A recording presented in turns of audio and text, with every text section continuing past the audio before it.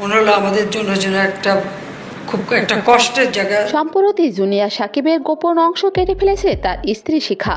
জানা যায় জুনিয়া সাকিবের একাধিক প্রেমের সম্পর্ক থাকায় শিখা তাকে উচিত শিক্ষা দিতে এ কাজটি করেছে।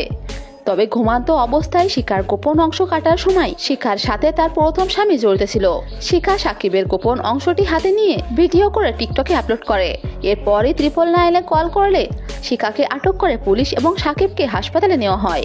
এ ঘটনায় তীব্র চাঞ্চল্য সৃষ্টি হয়েছে সোশ্যাল মিডিয়ায়। নেটিজেনরা কেউ কেউ শিখাকে সাপোর্ট দিচ্ছে, আবার কেউ সাকিবকে।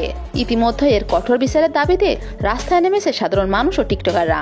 এদিকে আজ সকালে সাকিবকে দেখতে ছুটে চলে যান প্রধানমন্ত্রী শেখ হাসিনা। সাকিবের মা বিভিন্ন সংবাদ মাধ্যমে সাকিবের চিকিৎসার জন্য আর্থিক সহায়তা চেয়েছে। এছাড়া সবাইকে সাকিবের পাশে দাঁড়াতে বলেন।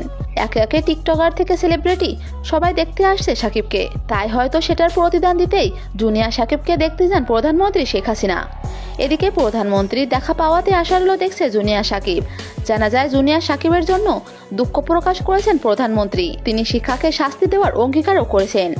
সর্বশেষ খবর অনুযায়ী গতকাল প্লাস্টিক সার্জারির মাধ্যমে জোড়া লাগানো হয়েছিল জুনিয়া সাকিবের কাটা অঙ্গটি। তবে আগামী 3 মাসের ভেতরে যদি অঙ্গটি জোড়া না লাগে তাহলে বিকলাঙ্গ হয়ে থাকতে হবে তাকে।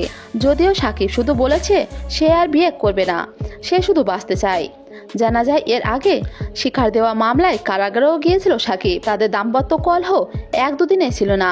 এছাড়াও শিখার সাথে সংসার চলাকালীন অনেক মেয়ের সাথে অবৈধ সম্পর্ক ছিল তার।